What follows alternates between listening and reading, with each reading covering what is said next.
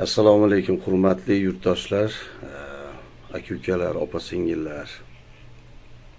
Men hozir bitta videoga ko'zim tushib qoldi. Bir yoshi katta odam menga shu ayol kerak, xotin kerak deb yozibdi. Bizga bitta xotin kerak. Yoshi 50 ga bormasin, bolasi bo'lmasin. Üstü-bustimni kirimni yuvib, uyimga qarab tursa bo'ldi. 3.200.000 pensiya olaman. Ikkita kvartiram bor, Oqtoshda bitta, Uchquduqda bitta. Agar talabgor bo'lsa menga zvon qilsin. Kommentariyasiga haligi kurayda to'g'ri kelmaydigan darajada yoshlar shunaqa yozganki, so'kiyapti kimdir senga qabr kerak, kimdir aytayapti senga 1 metr yer kerak, senga qoziq kerak, bu narsalar endi haligi tilim bormayapti to'g'risi bu so'zlarda. Sizlarga aytib bergan ochig'i. O'rtoqlar, yaxshi yozayotganlar, bilib bilmasam unaqa qilib yozmanglar. Birinchidan yoshi katta odam. Ikkinchidan sizlar o'sha yoshga yetasizlarmi? Вот это вопрос, yetmaysizlarmi? Uni tushunmaysizlar bu odamni sizlar. Chunki sizlar yoshsizlar.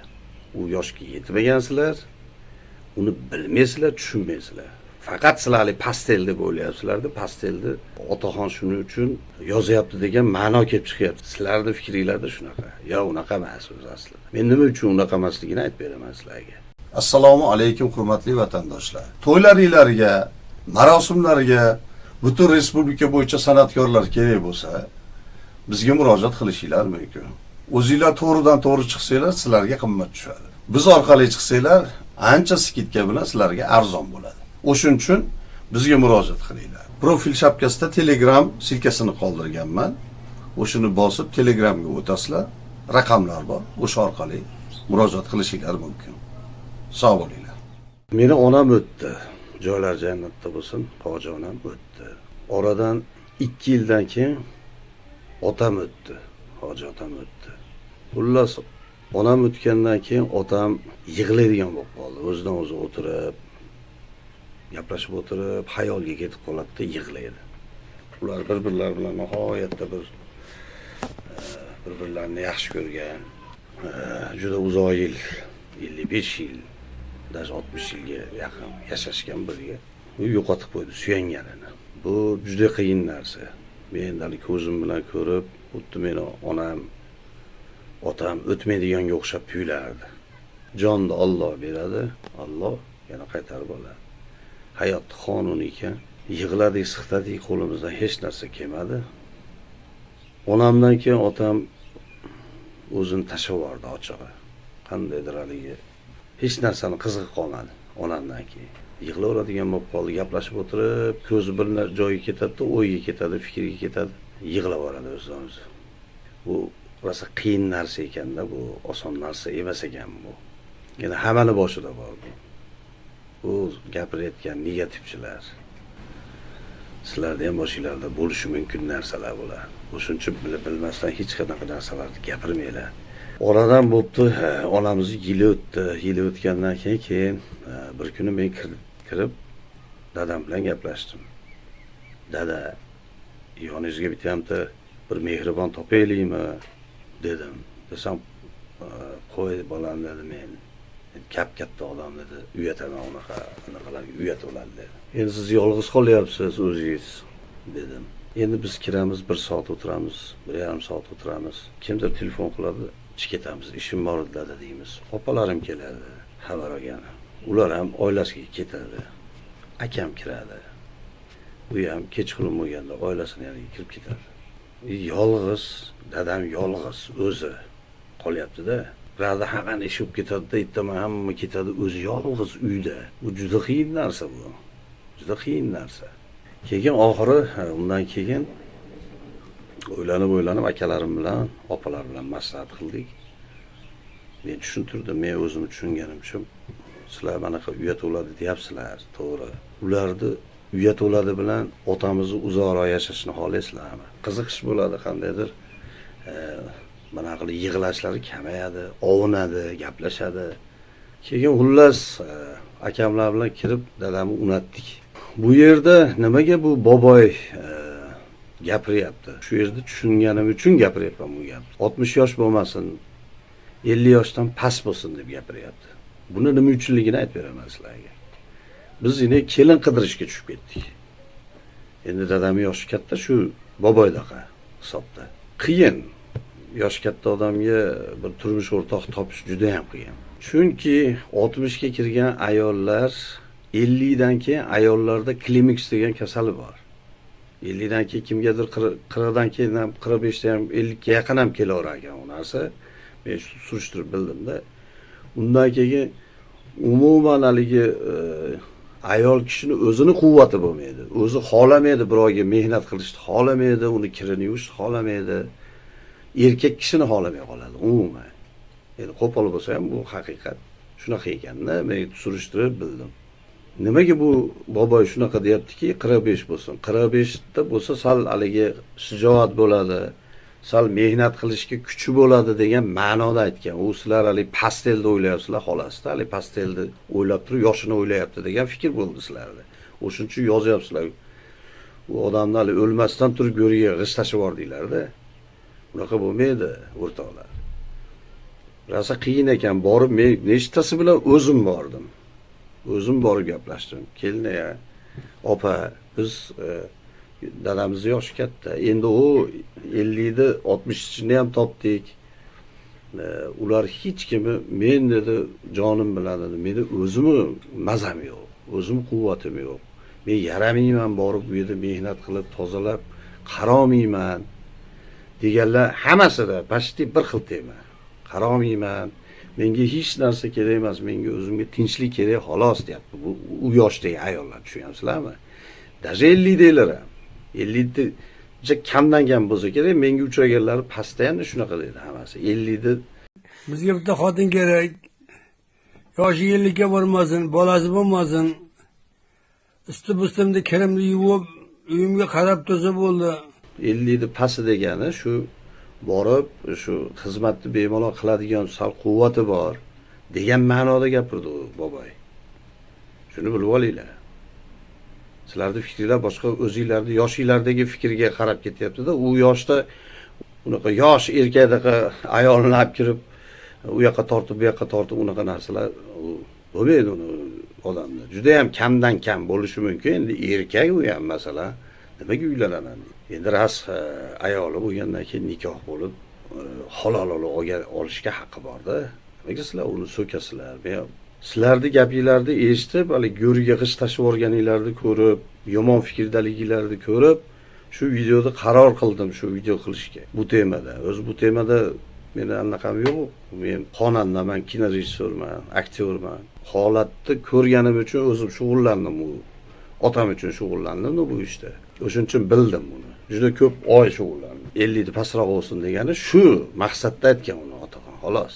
Boshqa unaqa niyati yo'q, yomon niyatda gapirmagan u. Bu odamni men tanimayman. Shu yoshda otamning holatini ko'rib, men shunga o'zim shug'ullanganligim uchun men tushundimda bu narsani. Shunaqa ayollar ham shunaqa yozibdi. Sizlarda otanglar yo'qmi?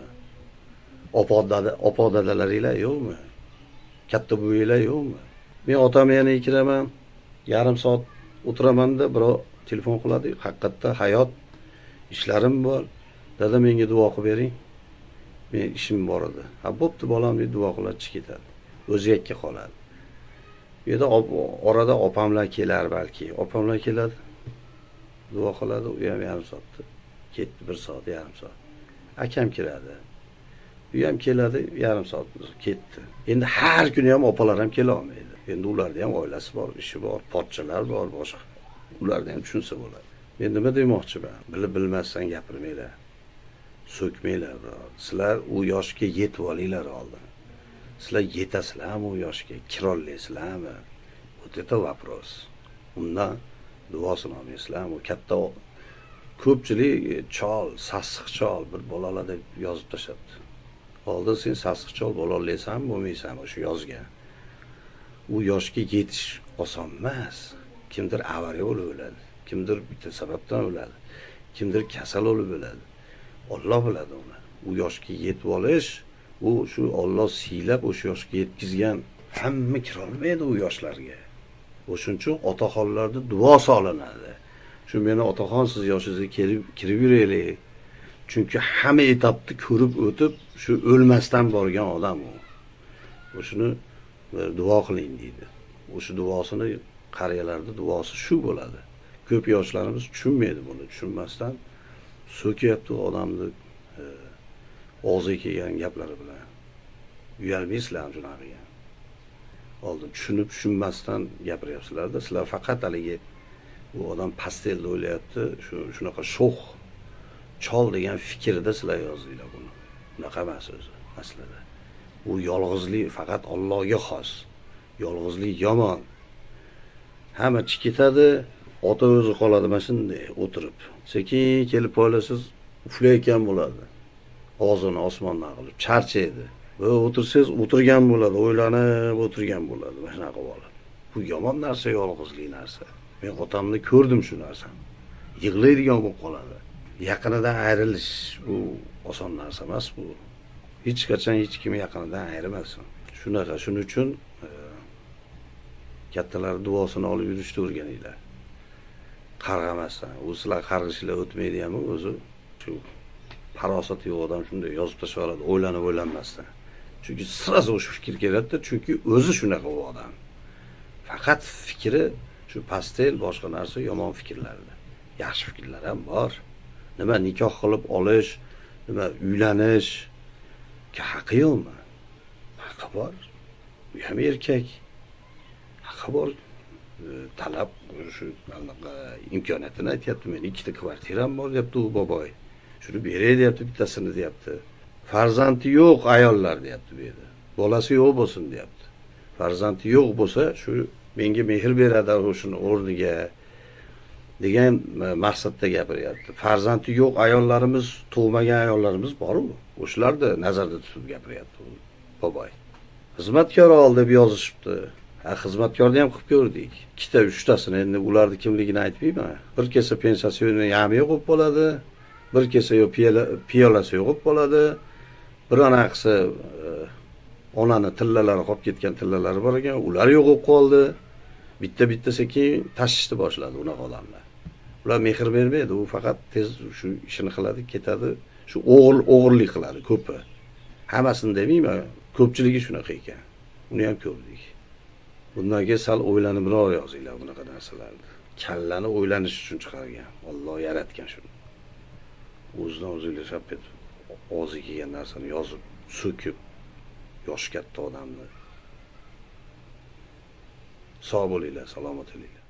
Assalomu alaykum hurmatli vatandoshlar. To'ylaringizga, marosimlarga butun respublika bo'yicha san'atkorlar kerak bo'lsa, bizga murojaat qilishinglar mumkin. O'zinglar to'g'ridan to'g'ri chiqsanglar, sizlarga qimmat tushadi. Biz orqali chiqsanglar, ancha skitka bilan sizlarga arzon bo'ladi. O'shuning uchun bizga murojaat qilinglar. Profil shapkasida Telegram silkasini qoldirganman. O'shuni bosib Telegramga o'tasizlar. Raqamlar bor. O'sha orqali murojaat qilishinglar mumkin. Sog' bo'linglar. Tosh otsalar ham ortimdan g'iybatlarim yog'dirib, men hech narsa qila olmadim, Xudoga soldim. Tosh otsalar ham ortimdan g'iybatlarim yog'dirib, men hech narsa qila olmadim, Xudoga soldim. Ko'rolmaganda ko'zlari, ololmaganda o'zlari, og'ir bo'lsa ham so'zlari, Xudoga soldim. Chiqsalar hamki boshimga, cho'milsalar ko'z yoshimga, ko'rganda ham oshimga, Xudoga soldim.